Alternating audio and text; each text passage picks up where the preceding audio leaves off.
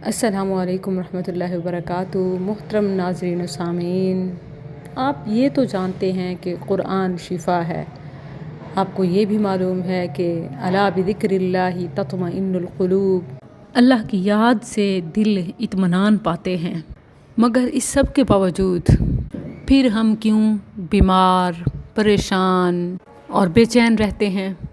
یقیناً کام کا سٹریس، ذمہ داریاں، مسائل، مصائب، تھکاوٹ اور جسمانی حالت، ذہنی کیفیت، نفسیاتی ماحول، بعض اوقات چیزیں ایسی ہو جاتی ہیں کہ ہم چڑچڑے، بعض اوقات کوئی جسمانی بیماری یا اندرونی خرابی یا بعض اوقات بیرونی عوامل ہمیں پریشان اور بے چین رکھتے ہیں۔ بظاہر کوئی چیز بھی نہیں ہوتی، لیکن ہوتا بہت کچھ ہے۔ اس کا حل میں نے ایک چیز میں پایا ہے، آج وہ آپ سے شیئر کرنا چاہتی ہوں۔ اللہ کرے کہ میں وہ ویسے ہی بتا سکوں جس طرح اس کا اثر میری روح پہ، میرے دل پہ، میری ذات میں مجھے محسوس ہوا ہے۔ کاموں کی دوڑ میں، ذمہ داریوں کے احساس میں، یہ جو ہم اپنی نماز کو بے وقت، یعنی تھوڑا آگے پیچھے لیٹ کر کے، یا جلدی جلدی، یا مختلف کاموں کو دیکھتے ہوئے نماز کو بس صرف ادا کرنا، اس میں سکون کو تلاش نہ کرنا، اس میں اپنے آپ کو وقت نہ دینا، اس میں رب سے ملاقات کو محسوس نہ کرنا، یہ وہ چیزیں ہیں کہ جو ہماری روح پر کاری زخم چھوڑ جاتے ہیں اور دل و دماغ پہ ایسا بوجھ ہوتا ہے کہ جو سمجھ سے بھی بالاتر ہوتا ہے۔ ایسے ہی میں اپنے گھر، آبویسلی کلاسز، آبویسلی ادارے کی تعمیر اور اس طرح کی دیگر چیزوں میں نماز کو بس نماز پڑھ رہی تھی، محسوس نہیں کر رہی تھی۔ اللہ معاف کرے، لیکن میں نے اس چیز کو سمجھا ہے کہ ہم نماز پڑھتے ہیں اگر خشوع و خضوع سے خالی ہو تو ہم کتنے بڑے فائدوں، لذتوں سے محروم ہو جاتے ہیں۔ یہ جو ہمارے سر کا درد ہے، یا یہ جو ہمارے دل پر بوجھ ہے، یا یہ جو ہماری طبیعت میں بے چینی ہے، مزاج میں خرابی ہے، اس سب کا حل نماز کی پابندی میں ہے، نماز کے خشوع و خضوع میں ہے۔ یہ جو ہم بہت باتیں کرتے ہیں کہ می ٹائم ہونا چاہیے، تھوڑا اپنے آپ کو ٹائم دیں، تھوڑا اپنے آپ کو سجائیں، سنواریں، بہلائیں، انڈور آؤٹ ڈور ایکٹیویٹیز فلاں فلاں۔ اگر واللہ صرف ہم نماز کو پرسکون اور خاص طور پہ نماز کے سجدے کے مقام کو لمبا کر لیں تو آپ جہاں جہاں جن جن چیزوں میں سکون کی تلاش میں می ٹائم کے لیے جاتے ہیں، واللہ وہ صرف اس سجدے میں آپ کو فوری اور بہتر مل جائیں۔ کچھ دنوں سے میں غور کر رہی تھی کہ میرے سر میں اکثر و بیشتر درد بھی نہیں، کوئی بوجھ ہے جو مجھے اپنے سر پہ سوار محسوس ہوتا ہے، یا اپنے اندر بے چینی ہے۔ کلاس بھی لے رہی ہوں، وہ میرے لیے ایک بڑی پاورفل موٹیویشن ہے، صبح کی کلاس۔ اچھا، اور اپنے تمام کام الحمدللہ وہ بحسن اسلوبی، وہ جو ذمہ داریاں ہیں دین کے کاموں میں جو میں نے منصوبے شروع کیے ہیں، وہ بھی الحمدللہ اللہ کی مدد سے پورے ہو رہے ہیں۔ گھر کی چیزیں جس طرح چل رہی ہوتی ہیں الحمدللہ اسموتھلی ہیں۔ تو پھر کیا وجہ ہے، کیا چیز ہے جو میرے سر پہ یہ بوجھ ہے؟ میرا دل خالی ہے، ایک بے چینی ہے۔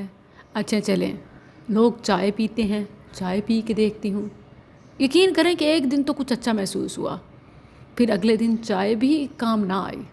چلیں کافی کو آزماتے ہیں، کافی پی لی، پھر بہتر محسوس ہوا۔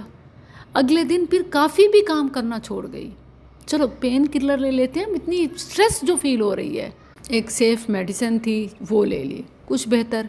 لیکن اس سے اگلے دن کچھ بھی، اب سب تو آزما لیا، کچھ بھی فائدہ نہیں دے رہا۔ پھر اضافی نیند کا حربہ آزمایا، وہ بھی کوئی خاطر خواہ کام نہ آیا، وہ میرا مسئلہ جوں کا توں ہے۔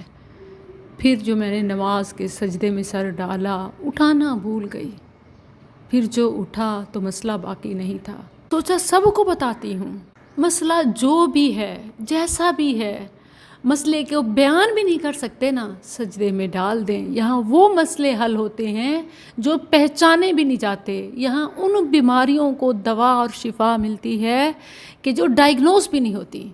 یہ ہے الا بذکر اللہ تطمئن القلوب۔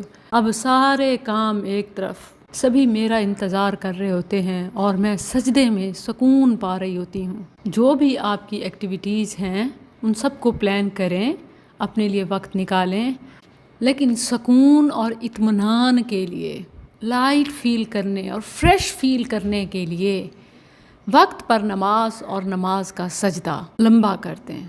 سکون، فریشنس، اطمینان، خوشی، سرور، صحت گارنٹیڈ ہے۔ اچھا، سجدے میں پڑھنا کیا ہے یہ بھی اہم ہے۔